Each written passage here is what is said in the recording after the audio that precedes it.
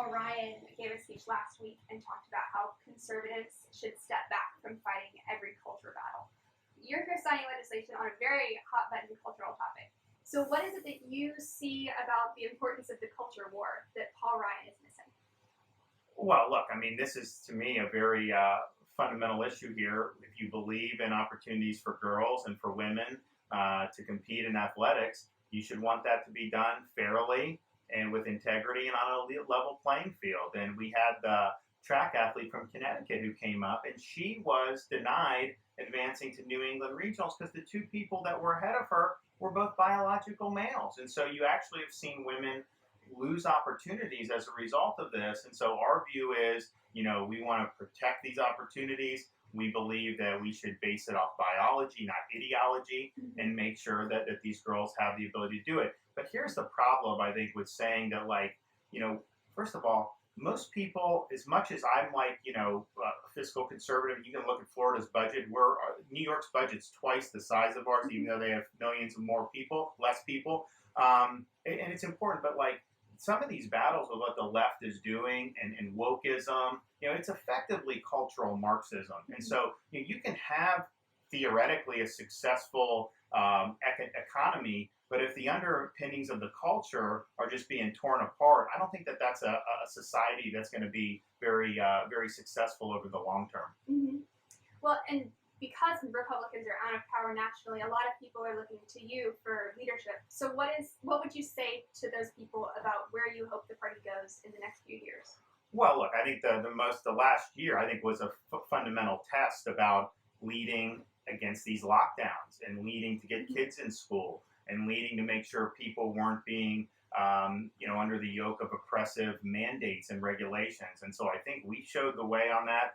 I think more and more states have opened up as a result of Florida's leadership. There's some other parts of the country we need to do. There's actually one of the industries in Florida, the CDC, is shuttered. We're fighting them in court to get the cruise lines operating again. But we are going to pry open every portion of this country one way or another. And if it's Florida leading by example, we will do it. But I think there's also a number of key issues that we really need to be dealing with. We talked about the women's sports already. We were the first state to successfully bring accountability to big tech. And, we have an ability we basically followed Justice Thomas's concurrence, where he talked about treating them as common carriers. We're doing that. We're providing recourse for people who are censored or deplatformed. Of course, they're going to sue on it. But you know what? We're starting this ball. We're fighting back, and you need to be able to do that. We've also led on election integrity. We did a good election, but I look at ballot harvesting, all these problems.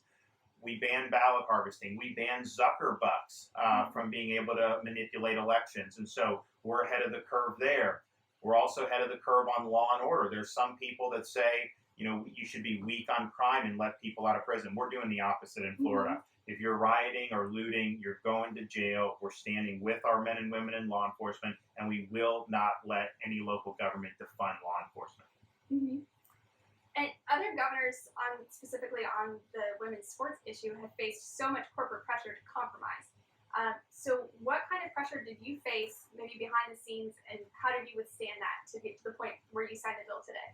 Well, I remember when the bill was going through the legislature, it was an order, I think it may have been the NSA saying, anybody that does a bill like this will not have any type of events.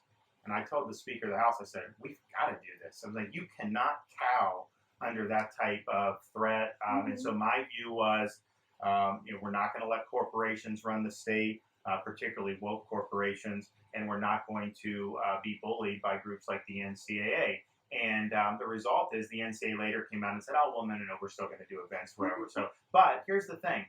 I am totally willing to sacrifice an event in order to stand with the girls of my state. I'm totally willing to forego some of these things based on people's ideology, if it means that we're standing strong to protect opportunities and the integrity of the competition for women athletes. And so it's an easy decision, and I don't view it really as pressure as much as saying, okay, the battle lines are clearly drawn. Which side are you going to be on? And so we're obviously on the side of the women athletes in the state. Mm-hmm. So most Republican lawmakers tend to approach policy more defensively, especially without national control. you're obviously going on the cultural offensive on big tech, on critical race theory, on girls' sports. How can conservatives who support what you're doing do the same thing in their culture, in their local communities? Well, do you want to be the Harlem Globetrotters or do you want to be the Washington Generals? I mean, like, I think DC Republicans, with respect, and a lot of them are my friends, but it's like they're like lovable losers. They let the corporate media define the narrative and the terms of the debate, and it's like trying to fight your way out of a wet paper bag. You have to reject these narratives.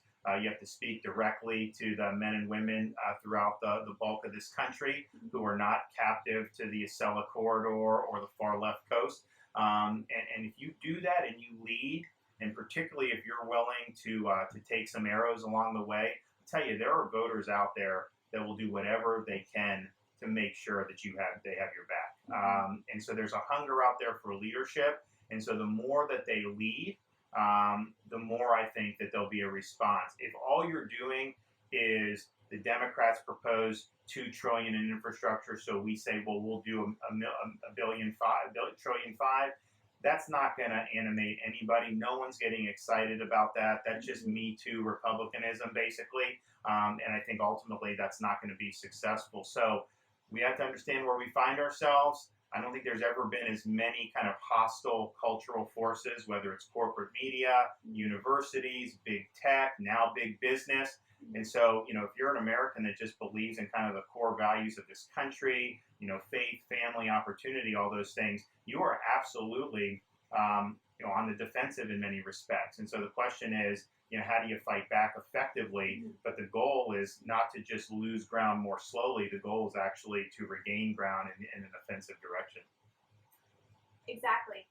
And my last question was actually about the corporate media. They've shown obvious bias on pretty much everything, but specifically the girls' sports issue, with the latest example being USA Today changing Chelsea Mitchell's language in her op-ed. So what's your advice or encouragement for Americans that feel they can't trust the news anymore? You should not trust corporate media. I mean, you just can't trust them. They've always had biases, but it's much different than bias now. Now they're basically spinning partisan, fact-free, Orwellian narratives. And so when facts present themselves that undercut those narratives, they will simply either ignore those facts or actually affirmatively try to smother the facts. And so that's just what we have ourselves. I think they're incredibly untrustworthy. They basically play to a small base of the public that still buys their nonsense. I mean, a good example of this is, they were so negative for the whole time against Florida about COVID, acting like we were worse than New York, all this, which was not based on any data. And so you have that. And look, if you're somebody who is, very progressive left in New York or San Francisco, and you believe these narratives, you probably didn't want to come to Florida. But look at all the people that flooded down here. These people reject those narratives, and they know it's untrustworthy, and they know the media does, kind of what they're going to do. We had to deal with it with 60 Minutes when they came down here. They dug for dirt for 3 months. They concocted a conspiracy theory against me, which I even had major Democrats coming out immediately debunking as an intentional lie. But that's just what they're going to do. They're partisan actors. They're going to do whatever they can to advance their partisan narrative. And in some respects, they really are the heart and soul of the Democrat Party now. I think the politicians are kind of, on the side. It's really corporate media that drives their agenda. And so, Republicans just need to understand where the battle lines are being drawn. Stop trying to grovel in front of them. Stop thinking that they're going to like you. Stop trying to impress them. Fight back against them. That's really what you have to do.